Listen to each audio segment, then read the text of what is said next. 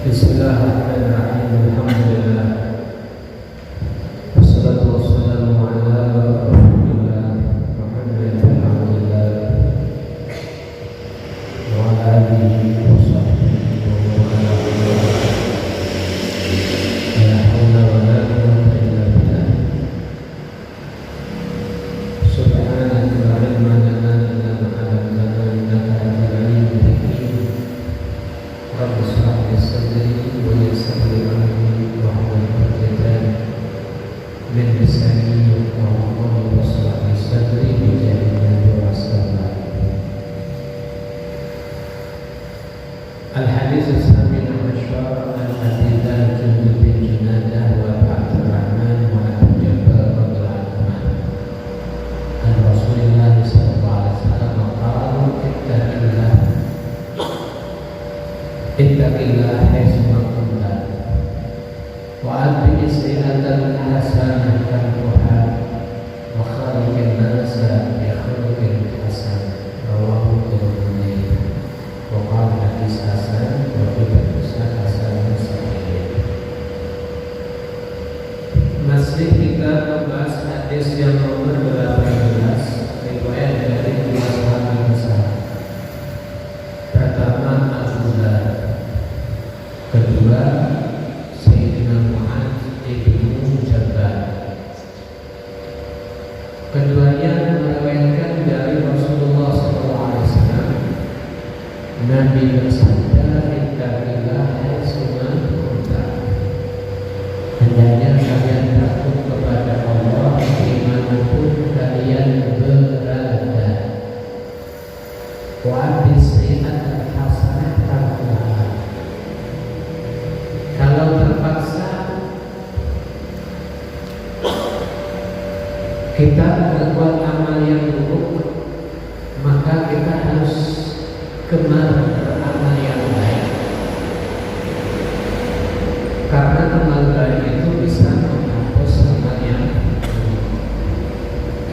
Wa khaliqin nas bi khuluqin hasan, dan bermuasyarah, bergaullah, berseseraluan kepada manusia dengan akhlak yang baik. Ini ucapan nanti kepada Sayyidina Mu'adz, atau riwayat ini juga dari Sayyidina Abu Dzar. Kemarin kita bahas siapa Abu Dzar, sekarang sebelum masuk ke hadis kita bahas siapa Sayyidina Mu'adz.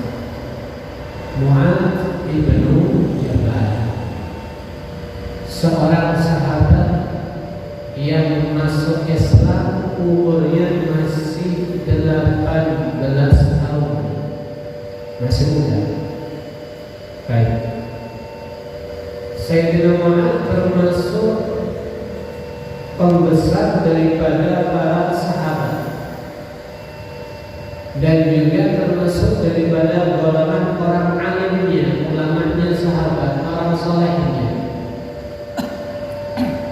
Bagaimanakah Nabi mempercayai Sayyidina Mu'adz karena keluasan ilmu dan kemampuan menguasai daripada ayat Allah, Al-Quran serta hadis Nabi Muhammad SAW, dan keluasan daripada kepahaman seputar hukum, seputar syariat yang termuat daripada dua sumbernya, Al-Quran dan hadis, sehingga Nabi menjadikan Mu'adz salah satu delegasi yang handal untuk dikirim berdakwah di kota Yaman.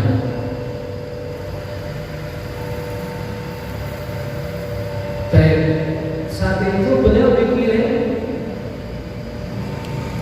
untuk bersamai, ikut kepada rombongan beliau beberapa orang muhajir bahkan orang ansor. Nabi sebelum dikirim suruh dakwah, maka Nabi bersamanya diajak jalan. Ayo kami antar kamu yang Mu'adz. Sambil Nabi memberikan wasiat-wasiat.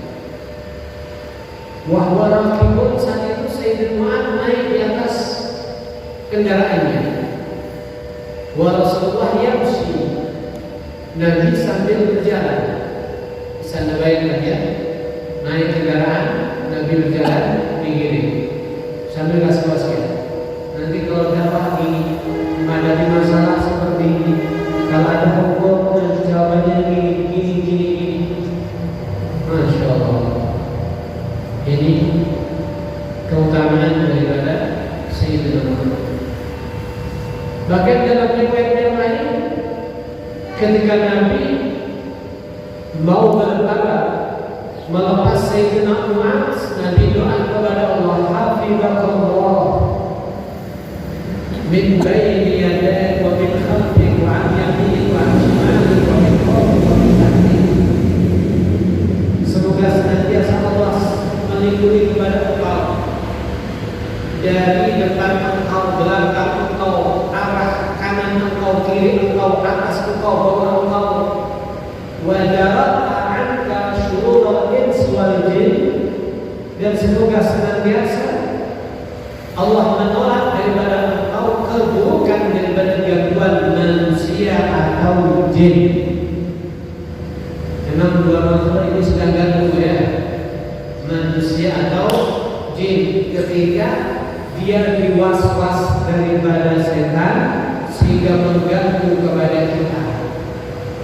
Alladzi waswisu fi sudurin nas minal jinnati wan nas. Manusia kalau diwaswas sama setan akhirnya berbuat jahat kepada kita. Demikian jin kalau dia diwaswas sama setan punya niat jahat kepada manusia. Dia mengganggu. Baik. Dalam riwayat yang lain pula, ini menunjukkan bahwa keutamaan Sayyidina Mu'adz sampai satu ketika, ini termasuk sunnah ya. Islam itu mengajarkan kepada kita sunnah. Misalkan kita jalan dengan saudara kita yang akrab, orang yang kita percayai, yang kita amanai, kita pegang tangannya. Paham ya? Kita pegang tangannya, kita berlaku sama lagi. Itu termasuk sunnah Nabi Muhammad SAW. Kita pegang tangannya. Cuma kalau Indonesia itu ada satu laki sama lagi pegangan tangan dipikir apa ya? Halo, ini jeruk makan jeruk ini. Pikir cewekan. Itu sunnah. Justru pegang sini kurang bagus. Tangan dengan tangan. Kita pegang tangannya. Mungkin kita punya anak mau berangkat kemana, kita pegang tangannya. Nah, ya hati-hati ya di jalan. Nanti ingat piringnya jangan lupa, tetap ngaji, tetap ini. Ini bagus. Ya, tapi kan hakada Nabi Muhammad SAW. Maka saat itu Sayyidina Mu'adz dipegang tangannya oleh Nabi Muhammad SAW. Seraya Nabi berkata, ya Mu'adz, inni la uhibbuk. Wahai Mu'adz, aku benar-benar cinta kepada engkau ya Mu'adz. Faqal, maka Sayyidina Mu'adz pun menjawab, wa ana uhibbuka wallahi ya Rasulullah, dan aku juga cinta kepada engkau demi Allah wahai Rasulullah SAW.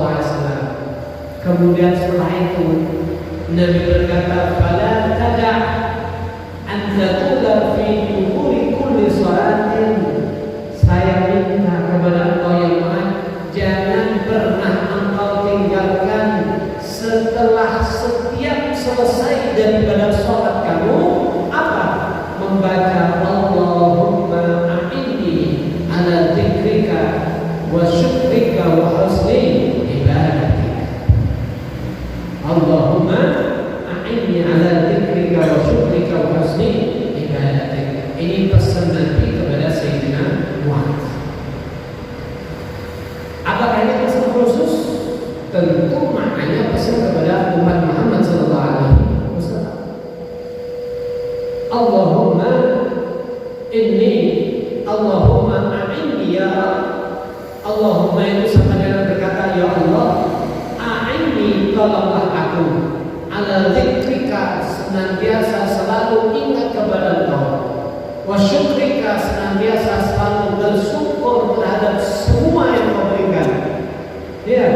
ala dzikrika wa syukrik wa husni ibadatik. Tolong aku untuk husni ibadatik, baik beribadah kepada Engkau.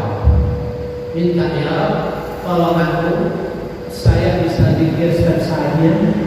Tolong aku saya jadi orang itu jangan terus merasa kurang terus, saya bisa syukur kepada Allah. Dan tolong aku ya Allah, saya bisa memperbaiki cara ibadah kami kepada Engkau. Itu wejangan Nabi kepada Sayyidina Mu'adz. Perhatikan, wejangan yang simpel, akan tetapi sebuah wejangan ketika terjadi kepada kita, apa? Kita kalau selalu pikir tidak ada kekuatan yang bisa mengganggu kepada kita. Kalau kita selalu berpikir kita adalah saya berdamai daripada kita, ahlu zikir itu tidak bisa diganggu oleh siapapun. Dengan zikir ada potensi besar Anda akan segera sampai kepada Allah, menjadi kekasih Allah Subhanahu wa Ta'ala. Ya, zikir bisa kita lakukan dimanapun berada, apapun kondisi kita, dalam keadaan punya udhu, tidak punya udhu, dalam keadaan punya hadas besar, semuanya kita bisa berzikir. Bahkan sampai saat kita maaf di atas daripada istri kita, ataupun di kamar mandi dan sebagainya, anjurannya tetap yang lupa kepada Allah Subhanahu wa Ta'ala.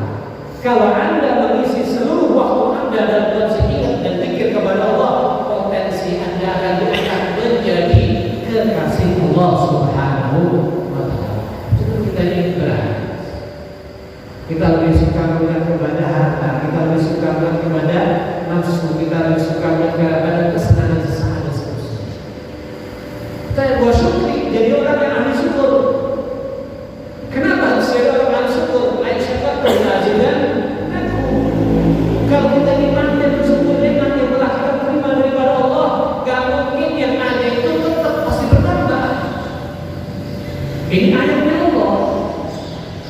Ya, ini ayatnya Allah, dan syukur itulah dia akan menjadi kunci nikmat yang selama ini telah Anda terima daripada Allah, bahkan akan menarik kepada bertambah dan bertambah.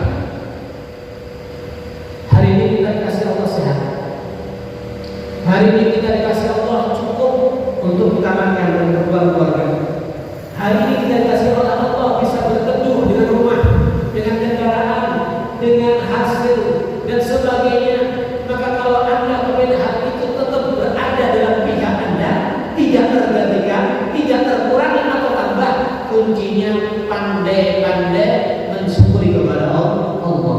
Karena bersyukur seperti Anda kunci nggak bisa berkurang tapi bisa ditambah. Tapi kalau yang ada itu selalu kita mengeluh, kok cuma segini, kok masih seperti ini, yang ada cuma mengkritik, gimana ini? Saya sudah seperti ini kok nggak ditambah lagi dan sebagainya. Hati-hati, kondisi itu justru bukan memperbaiki kita, tapi kadang-kadang akan semakin memperkeruh dan memperparah daripada kondisi kita. Minta kepada Allah ya Allah, tolong. Kami nggak mampu untuk ahli syukur. Kami nggak bisa jadi orang senantiasa berterima kasih kepada Engkau. Yang ada kami mengeluh, tapi kalau Engkau kasih pertolongan kepada kami, insya Allah kami mampu ya Allah. Ini makna dari doa tersebut. Doa yang diajarkan oleh Nabi Muhammad SAW kepada Sayyidina Mu'adz yang terlebih dahulu mengatakan yang aku cinta kepada Engkau. Maka pasti menjalannya adalah jalan yang inti. Ya, jadi bisa dihafalkan ini. Allahumma a'inni ala dzikrika wa syukrika wa husni ibadatik, dibaca setelah setiap selesai salat lima waktu. Baik. Kemudian Sayyidina Mu'adz ini bukan sahabat yang biasa. Sahabat yang masuk Islam masih muda, tapi gigih semangatnya luar biasa. Ini ya satu keuntungan. Kalau kita itu diberi semangat untuk memahami Islam, ini satu keuntungan. Kalau kita itu diberi himmah yang kuat untuk menjadi orang pandai sesuatu agama, ini satu keuntungan. Kalau kita itu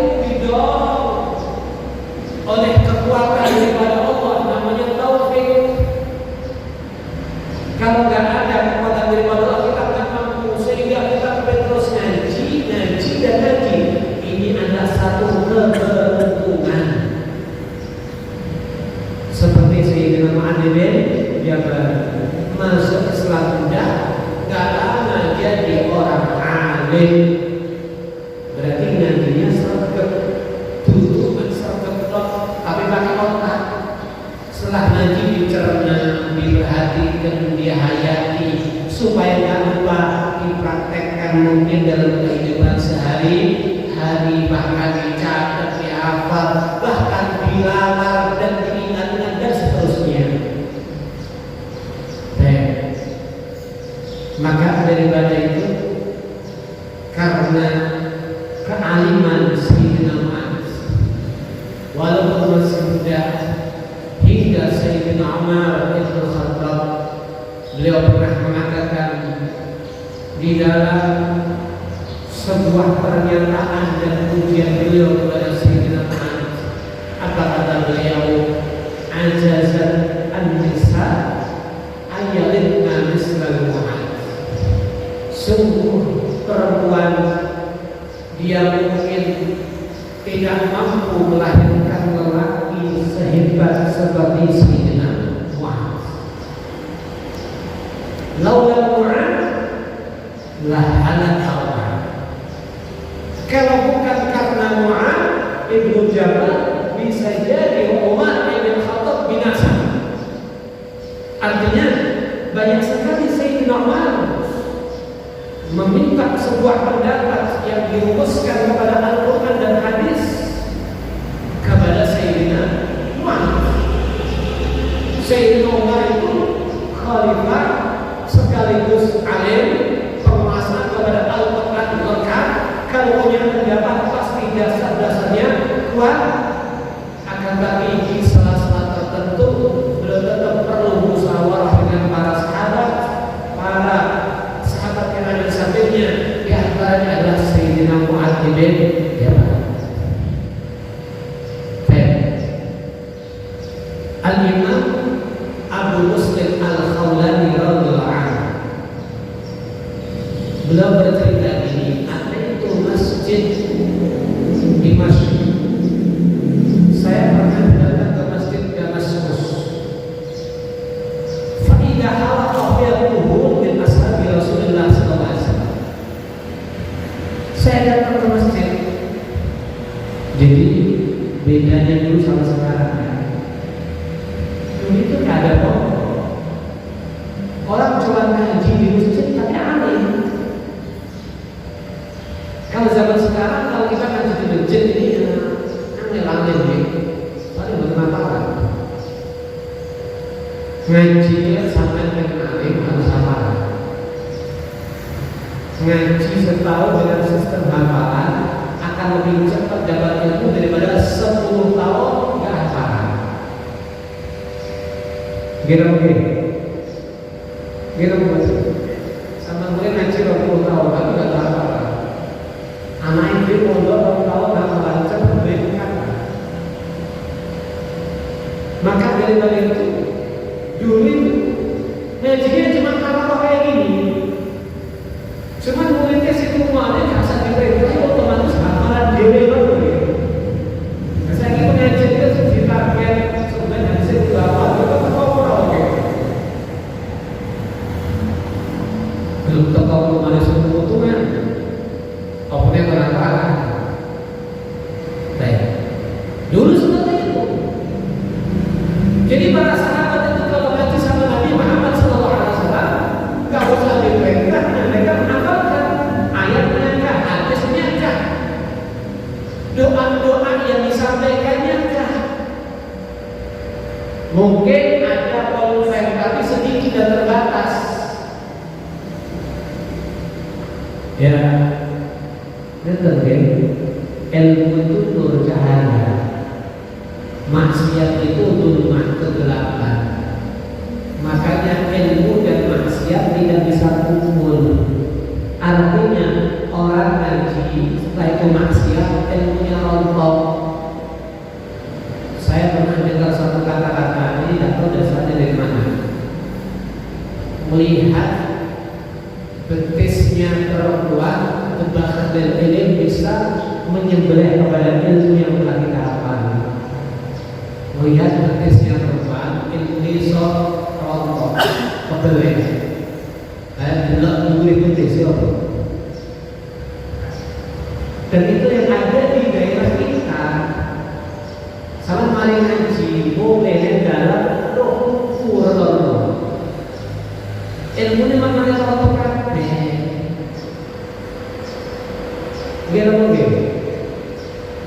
Seperti itu dulu Imam Syafi'i. Lihat bintang sekali dilihat hafal. Tapi suatu ketika dibaca 2 kali, 3 kali tak hafal-hafal. Lalu kepada gurunya, apa kata gurunya? Pasti ada maksiat kalau ya Syafi'i. Maka ternyata waktu jalan ke pasar nggak sengaja lihat tumitnya perempuan. Tumit apa tumit ini? Apa? Kecet apa namanya?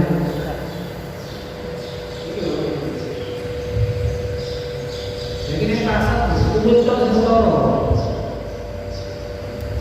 Masya Allah, makanya orang alim zaman akhir itu berat. Kecuali sama yang lalu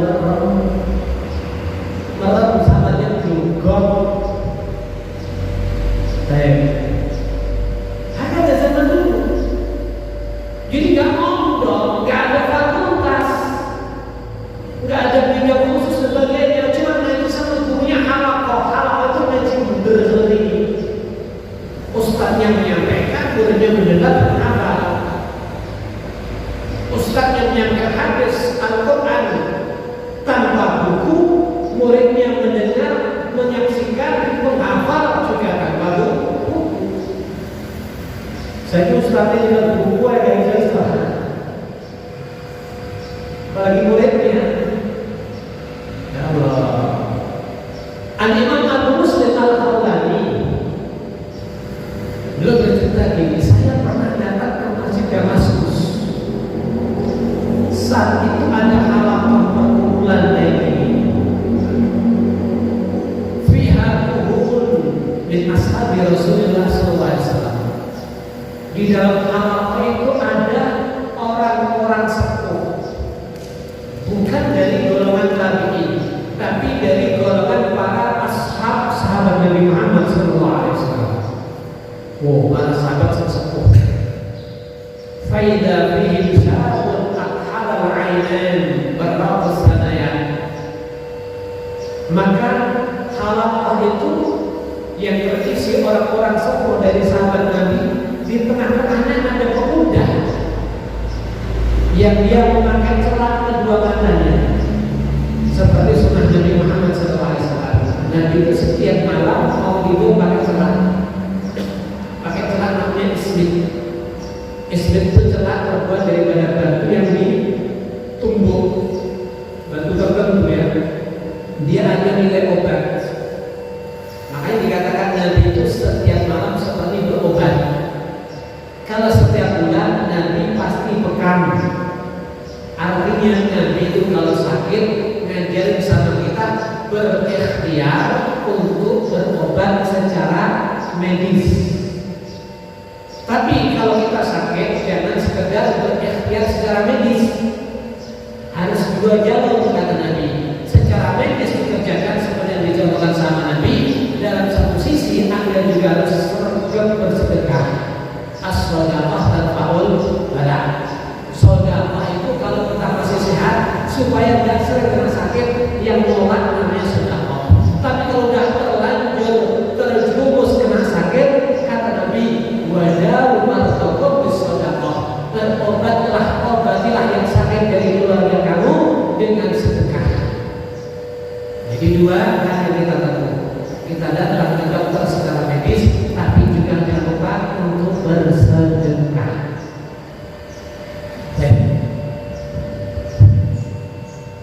Alhamdulillah kita berusaha dalam praktekkan. Kami baru ini dapat rezeki anak rezeki. Kita mau berangkat ke puskesmas mau melahirkan itu, di tengah jalan bismillah ada kita kasih orang niatnya supaya nanti prosesnya juga lancar oleh Allah Subhanahu wa Ta'ala. Alhamdulillah lancar. Pokoknya banyak hal yang kita tahu. Dan ini saya tidak mau pakai celah, ini sunnah. Cuma sekarang kalau kita mau cari ismi celah yang dipakai Nabi yang ada unsur obat gimana? Ya kita bisa cari gimana? Anda cari apa di internet atau bagaimana kita ada. Tapi kalau kita pakai kok matanya tambah berem misalnya, ya mungkin itu udah kecanduan dengan benda yang lain.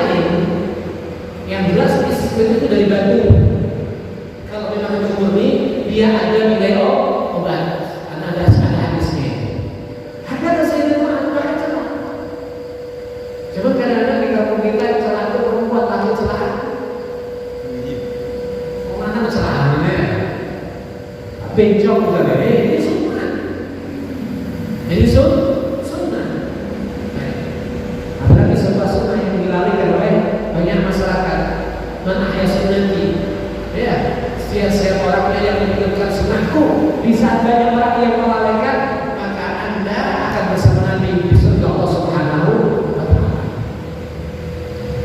Nah ini pakai celah beliau bercahaya.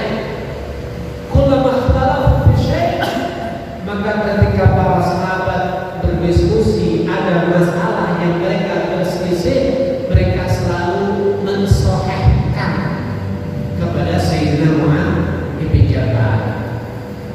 Maka saya Abu Muslim Al-Khawlani boleh mengatakan, saya terkadang berorang di samping saya, mana so begicak nolnya sahabat Nabi sing keras kok saja kalau ada masalah disohhahkannya kepada si pemuda. Siapa ini? Maka dijawab, dia adalah Mu'adz bin Jabal. Jadi beliau sekelas ulama sahabat dari kalangan ulamanya para sahabat. Kemudian ada lagi dalam satu riwayat, anna Yahudan kan lahu dainun alaihi. Sayyidina Mu'adz itu suatu ketika dia punya hutang sama orang Yahudi. Wa kana yaluhu alaihi taqadi. Si Yahudi ini memaksa-maksa kepada Sayyidina Mu'adz untuk segera dilunasi hutangnya. Jadi Sayyidina Mu'adz itu ya manusia ya biasa dalam bermuasyarah, kadang-kadang tanding, kadang-kadang juga berhutang. Asal yang jelas aja dalam berhutang, jangan cari yang riba. Si Yahudi yang dihutangi oleh Sayyidina Mu'adz itu Yahudi menekan-nekan, sahur hutangmu, ayo sahur hutangmu.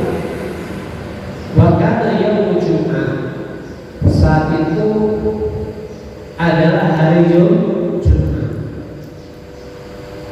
Maka karena Sayyidina Mu'adz dipaksa untuk melunasi hutangnya kepada orang Yahudi dan itu hari Jumat, bahkan sama si Yahudi dicegah nek arep masjid, kemudian deleng tantang di masjid. Iku mesti budal Jumatan tak pagi. Maka karena si Yahudi yang seperti itu terpaksa, Sayyidina Mu'adz pun sembunyi di rumahnya, enggak keluar rumah untuk sholat Jumat. Jangan dipotong dulu ya, badannya diutang, lek beliau utang, sing utangi nek gon masjid sama dengan alasan Jumatan berarti. Sebentar. Falamma faragha Nabi min alam ya Mu'adz, maka belalah bahasa Jawanya. Sayyidina Mu'adz ora teko Jumatan, ora kan Nabi. Kanjeng Nabi manusia cuma tolak-tolak. Mungkin ngapset ya. Isopo istirahat kaya. Belum. Mu'adz kata ini. Ya ini. Wah. Falamma kana al-ghadja Mu'adz, maka besok Sayyidina Mu'adz datang ke masjid, ketemu Nabi Muhammad sallallahu alaihi wasallam. Maka Nabi pun langsung berkata, "Takhalafta 'anil Jum'ah ya Mu'adz." Mu'adz, dikira teko Jumatan kowe.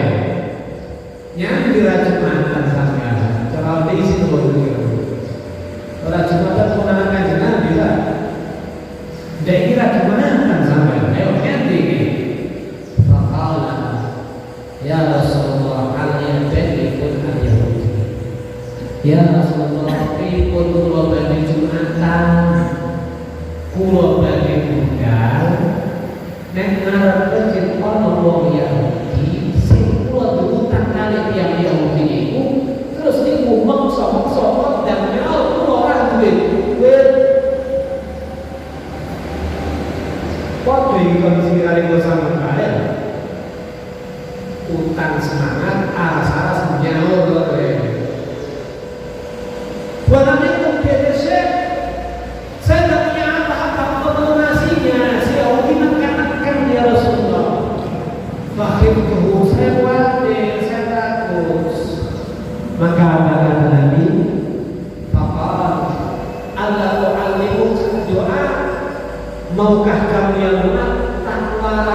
donga ingkang alaika bisebut dhahaban saumpama sampean diutang sebesar gunung Uhud daripada emas, yakfillahu anka, Allah akan membantu untuk kamu melunasinya. Sama dengan gunung Uhud, lah utang gunung Uhud gede dawa. Lek utang urusan gunung Uhud, Gusti Allah bantu ape lunasi. Kelem gak? Sama takwari itu ini alhamdulillah Allah mempraktekkan terbukti. Doanya selalu kami baca setelah setiap sholat. Hutang itu total, cuman kemana aja hutang yang repkan nih. Itu loh mas repot. Kalau kita sebelum pernah mempraktekkan, hutang banyak sahur-sahur mau coli total 0%. Perhatikan lebih. Tapi hutang lagi terus. Jadi ini aneh lagi. Jadi betul dulu apa boleh? Maksudnya, ya berarti ketika kita hutang lagi doa ini dibaca lagi. Ya doa ini dibaca lagi. Insya Allah akan bantu kepada kita. Allah akan memberikan jalan kepada kita. Allah akan tata. Ya apa kamu bisa segera menyelesaikan hutang-hutang kamu? Yakin aja. Ini doa yang diajarkan Nabi Muhammad SAW. Dulu kan diajarkan kepada Sayyidina Muhammad. Kita termasuk umatnya. Baca aja. Maka apa kata Sayyidina Muhammad? Bala ya Rasulullah. Siap saya diajari doa tersebut ya Rasulullah. Maka Nabi itu berkata, katakan ya Muhammad, Allahumma ya farijal ham, ya kashifal dhar.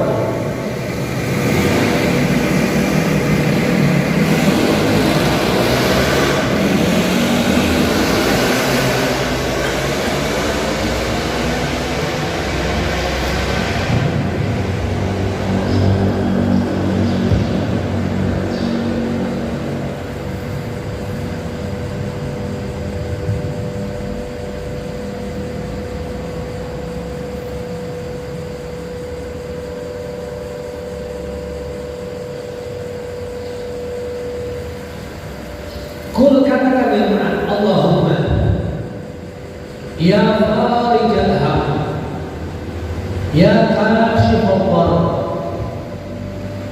wa mujib da'watal mudhar, rahmanad dunya wal akhirah wa rahimahuma, irhamni fi qada'i daini rahmatan tughnini biha an rahmatin min siwak.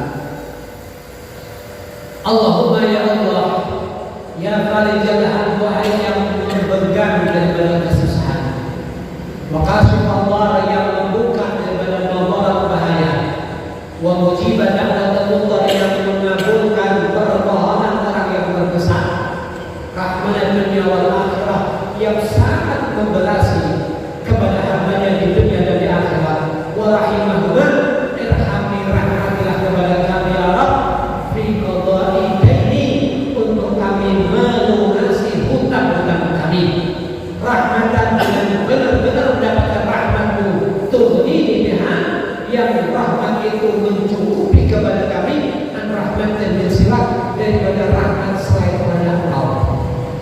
Jadi kita minta kasih sayang dan rahmat Allah, dengan rahmat itu mencukupi kita dari rahmat selain Allah, untuk supaya kita segera bisa melunasi hutang-hutang kita. Ada mana orang majalah kashfal, ya farijal ham, baik doanya ini. Ini insya Allah, ini mustajab. Ini mustajab.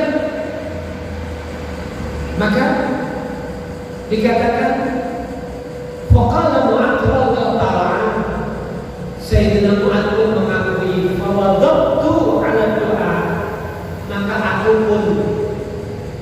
memasukkan membaca terus-menerus itu doa, faqudhiya anni dzalik, maka hutangku telah dilunaskan oleh Allah Subhanahu wa taala. Masyaallah. Ikhwan yang dirahmati Allah Subhanahu wa taala. Ini dari sini perhatikan. Orang itu kalau memang dia luas ilmu agamanya, dia akan banyak mendapatkan informasi yang baik yang akan memudahkan daripada hidupnya. Dia punya masalah dan masalah ini doanya. Dia punya cita-cita untuk tertentu, ada caranya juga. Ya, ada berbanyak istighfar, ada berbanyak sholat jamaah, ada khusyuk dalam sholat, Anda tidak menghambur-hamburkan waktu kecuali untuk pikir dan sebagainya. Makanya maaf ya, orang yang suka nganggur, kalau bahasa Jawa itu terus, seperti itu. Omongannya ngalor itu lentang. Ini biasanya orang ini banyak masalah. Ya, dalam urusan kerjaan banyak masalah. Tapi kalau ada itu selalu manfaat. Kalau berbicara urusannya yang penting, urusan yang bagus, yang baik, maka insya Allah akan banyak hajat-hajat yang dimudahkan sama Allah. Makanya timbangan itu bos rumah. Ketika pergi sholat ini, ini kenanya di sini. Gua beli sholat ini nyuwun kepada Allah. Apalagi di tengah malam. Di tengah malam itu minta paling saja. Kami diucap bisa mampu ganti. Kalau kita punya hajat, ya jangan tidur sebelum subuh. Melewat sebelum subuh. Mau coy istighfar, taubat kepada Allah, hindari sesuatu yang tidak ada manfaat. Jangan banyak ngomong kalau tidak ada manfaat. Lebih baik buat pikir, buat sholawat, untuk apa ini sebagainya. Maka insya Allah bersatu-satu keinginan Anda akan dibantu dan dimudahkan dan akan digabaikan oleh Allah Subhanahu wa taala. Semoga saja keluarga termasuk sakit lampai nombor sehingga tersebut jangan kanjeng Nabi. Muka-muka murid kita semuanya diberikan sejahtera oleh Allah Subhanahu wa taala. Semua hajat dikabulkan oleh Allah Subhanahu wa taala. Semua masalah diselesaikan oleh Allah Subhanahu wa taala. Anak cucu kita menjadi saleh-salehah, membahagiakan kepada orang tuanya. Anak cucu kita dipandaikan seputar agama. Anak cucu kita selalu membahagiakan orang tuanya. Anak yang setiap taat, anak yang dicocokkan kepada hal yang diridhai oleh Allah, dibencikan kepada dosa dan maksiat, dan selalu diarahkan kepada hal-hal yang bisa membahagiakan kepada Allah Rasulnya. Amin Allahumma amin. Walhamdulillahirabbil alamin. Hadirin wa hadirat yang dirahmati Allah Subhanahu wa taala. Ini kajian Risalatul Mu'awalah di sini. Ya. Berarti kajian di sini setiap Ahad, setiap pekan saya. Setiap Ahad malam Senin. Kalau hari ini hadis, berarti besok kita Risalatul Mu'awalah.